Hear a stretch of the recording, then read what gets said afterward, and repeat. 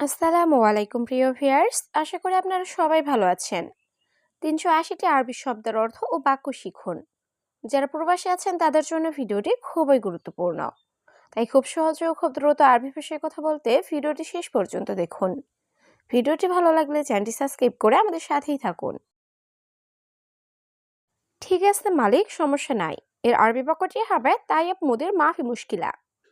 এখানে তাইয়েব অর্থ ঠিক আছে, মুদির অর্থ মালিক, মাফি মুশকিল অর্থ সমস্যা নাই। তাইয়েব মুদির মাফি মুশকিলা, ঠিক আছে মালিক, সমস্যা নাই। তাকে তোমার কেন দরকার? এর আরবি বাক্যটি হবে ইনতালেশ আবগা হুয়া। এখানে ইনতা অর্থ তোমার, লেশ অর্থ কেন, আবগা অর্থ দরকার, হুয়া অর্থ তাকে। ইনতালেশ আবগা হুয়া, তাকে তোমার কেন দরকার? এটা নিয়ে তাড়াতাড়ি আসো। এর আরবি বাক্যটি হবে শিল হাদা ইজি সুরা সুরা।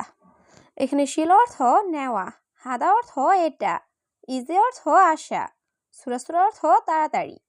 শিল হাদা ইজি সুরা সুরা, এটা নিয়ে তাড়াতাড়ি আসো। বস আমাকে বলেছে। এর আরবি বাক্যটি হবে মুদের গুল আনা। এখানে মুদের অর্থ বস, গুল অর্থ বলা, আনা অর্থ আমাকে। মুদের গুল আনা, বস আমাকে বলেছে। সৌদি কোথায় থাকো? এর আরবি বাক্যটি হবে ওয়াইন মজুদ সৌদিয়া। এখানে ওয়াইন অর্থ কোথায়, মজুদ অর্থ আছো বা থাকো, সৌদি অর্থ সৌদি।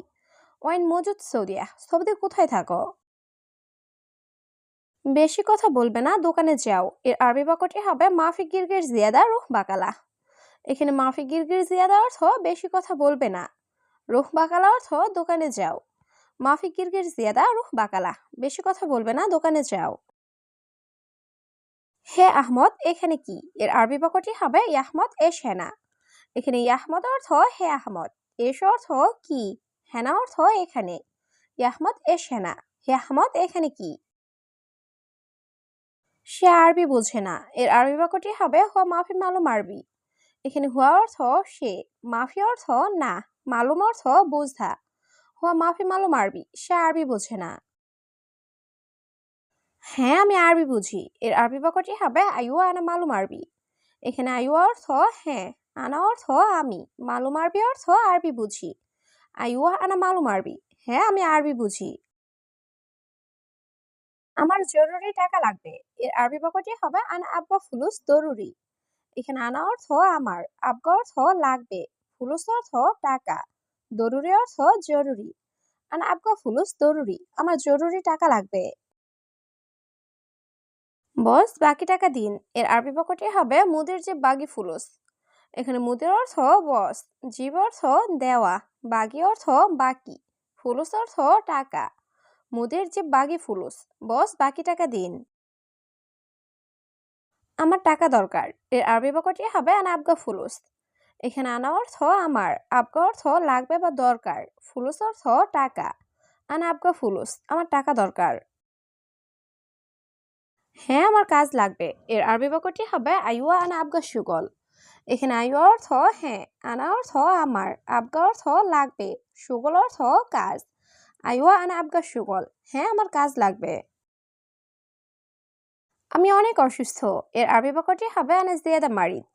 এখানে আনা অর্থ আমি, জিয়াদা অর্থ অনেক, মারিদ অর্থ অসুস্থ। আনা জিয়াদা মারিদ, আমি অনেক অসুস্থ। বন্ধু কেমন আছো? এর আরবি বাক্যটি হবে কেইফা হালেক সাদিক। এখানে কেইফা হালেক অর্থ কেমন আছো, সাদিক অর্থ বন্ধু। কেইফা হালেক সাদিক, বন্ধু কেমন আছো? আলহামদুলিল্লাহ, আমি ভালো, তুমি? এর আরবি বাক্যটি হবে আলহামদুলিল্লাহ আনা কয়েস ইনতা কয়েস। এখানে আনা অর্থ আমি, কয়েস অর্থ ভালো, ইনতা কয়েস অর্থ তুমি ভালো। আলহামদুলিল্লাহ আনা কয়েস ইনতা কয়েস, আলহামদুলিল্লাহ আমি ভালো, তুমি? আজ কাজে যাব না। এর আরবি বাক্যটি হবে আলিউম মাফি রুহ সুগল। এখানে আলিউম অর্থ আজ, মাফি অর্থ না, রুহ অর্থ যাওয়া, সুগল অর্থ কাজ। আলিউম মাফি রুহ সুগল, আজ কাজে যাব না। আমাকে অল্প কিছু টাকা দাও। এর আরবি বাক্যটি হবে আতিনি শোয়া ফুলুস। এখানে আতিনি অর্থ আমাকে দাও, শোয়া অর্থ অল্প কিছু, ফুলুস অর্থ টাকা। আতিনি শোয়া ফুলুস, আমাকে অল্প কিছু টাকা দাও। আমার কাছে টাকা নেই। এর আরবি বাক্যটি হবে আনা মাফি ফুলুস। এখানে আনা অর্থ আমার, ফুলুস অর্থ টাকা, মাফি ফুলুস অর্থ টাকা নেই। আনা মাফি ফুলুস, আমার কাছে টাকা নেই। তাকে তুমি শিখাও, এর আরবি বাক্যটি হবে ইনতা তালিম হুয়া। এখানে ইনতা অর্থ তুমি, তালিম অর্থ শিক্ষা, হুয়া অর্থ তাকে। ইনতা তালিম হুয়া, তাকে তুমি শিখাও।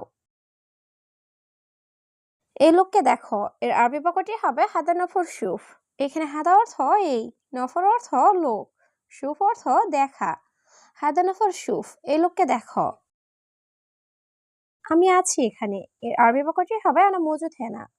এখানে আনা অর্থ আমি, মজুদ অর্থ আছি, হেনা অর্থ এখানে। আনা মজুদ হেনা, আমি আছি এখানে।